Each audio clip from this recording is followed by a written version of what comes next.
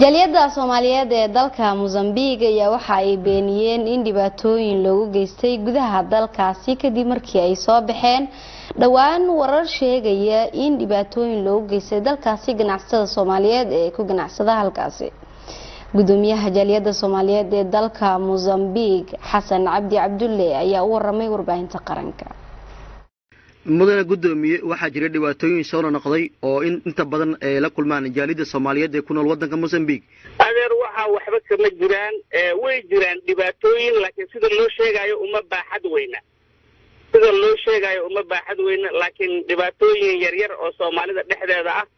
oo leesku haysto jaaliyadda iyo wax lamid ah arrinkaas waa jira laakiin waa arrin hadda loo fadhiyo oo mataqaana odayaasha dhaqanku ay gacanta ku hayaan muddo dhow kadibna insha Allah ay arrinkaas uu soo gabagaboobi doono wax weyn oo saa u buuran oo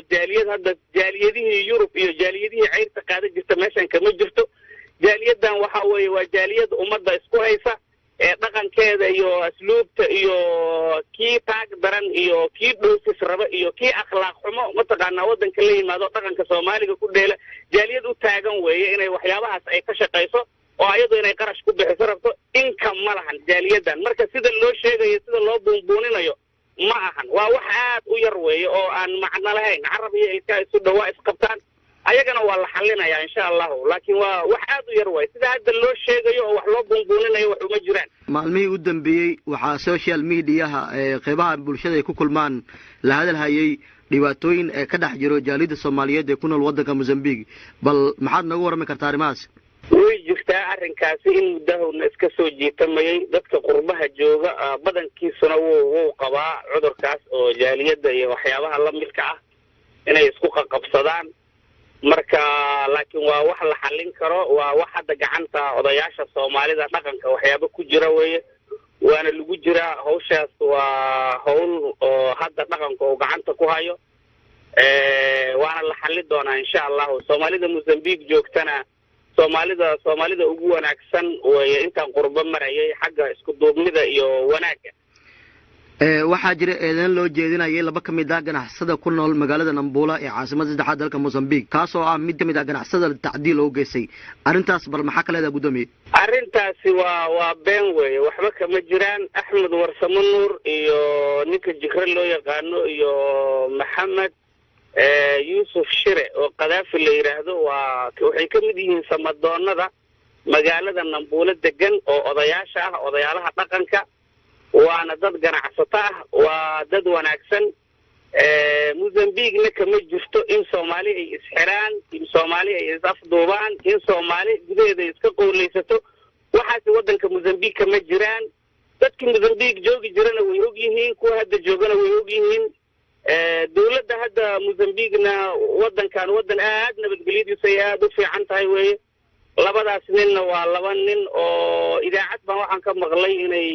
yiraahdeen dib bay dad u geesteen iyo waxaan maqlay oo kale idaacadaas hadda website-kii ma xasuusto magaciisa inay labadaas nin soo magacaabeen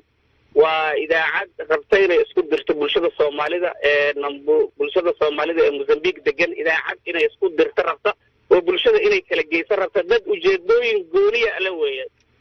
Axmed Warsamo Nuur Jikre iyo Maxamed Yusuf Shire Qadaafi ninka la yiraahdo waa nabadoonada magaalada Nampula waa dadka gogasha u dhiga waa dadka wanaaga ka shaqeeya inta jaaliyadda Soomaalidu ay ogtahay aad baan ula yaabnay arrinkaas idaacadda arrinkaas deysay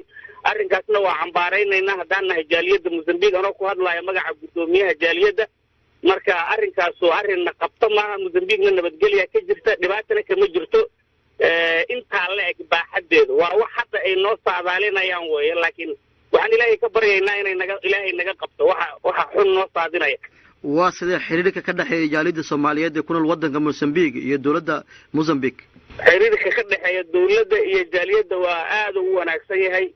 jaaliyadaha waxay la mid tahay sida Guinea qolada West Africanka Nigerianka oo kale Tanzanianka iyo wadamada la halmaalo dariska la ah ayada jaaliyadahaas unbay jaaliyadda Soomaalida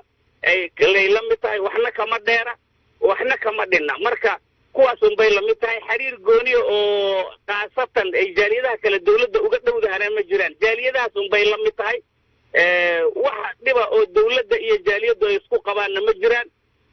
waana u mahad celinaynaa dawladda waddanka Mozambique oo aan ku noolnahay aadaan u mahad celinaynaa waa dawladna soo dhaweysay oo dadkeenni siisay sharci siisay deegaanna siisay lagu dhex nool yahay nabadgelyo laga shaqeysto sidii Mozambicaanku ay u shaqeystaan oo kale Soomaalidu u shaqeysato marka waa wadan mataqaana waa wadankeeni labaad aan dhihi karaa dhawaan magaalo ku taalo wadanka Mozambique waxa ku dhacay duufaano ma jiraan kaalin ay ka qaateen shacabka Soomaaliyeed ama jaalida Soomaaliyeed ee ku nool wadanka Mozambique way ka qaateen kaalin ay ka qaateen way jirtaa oo Afrikaanku u aruurinayay lacag halaanbay ah oo looga qayb qaadanayo duufaanadii ku dhiftay Beira iyo Teto gobolada dhexe ee wadanka Mozambique jaaliyada Soomaalidu way ka qayb qaadatay waxaana kamid ah waliba dadka waxa uu oleynayay maxamed Yusuf Shire iyo waxa kamid ah Ahmed Warsamo Nuur ayaa kamid ah dadka shirka ka qayb galay Soomaalida uga qayb galay oo magacooda ku hadlay muxuu yahay fariinta aad u direysay shacabka Soomaaliyeed ee ka daawanaya ama ka dhageysanayo telefishinka qaranka Soomaaliyeed maadaama tahay gudoomiyaha jaalida Soomaaliyeed ee wadanka Mozambique ku nool waxaan shacabkaan u sheegayaa fursadan rabaa inaan uga faa'iideysto Soomaalinimada in la ilaaliyo oo waxyaabaha ku turkuteenta in la iska daayo waxaan aad uga codsan lahaa bulshada Soomaalida ee ku nool wadanka Mozambique inay gacmaha isqabsadaan inay ogaadaan inay qurbo joogaan in la isu tanaazulo iyo in la isu dul qaato in odayaasha dhaqanka laga dambeeyo intaas ayaan fari lahaa oo dhaqankeena aanan ka tagin oo sida ummaduhu u nool yihiin inaan u noolaano sidaasaan ka codsan lahaa mataqaanaa shacabka oo ummadda Soomaaliyeed ku nool wadanka Mozambique aad ayaad u mahadsan tahay kaasi wuxuu ahaa gudoomiyaha jaalida Soomaaliyeed ee wadanka Mozambique Xasan Cabdi Cabdulle oo u waramayay warbaahinta qaranka Soomaaliyeed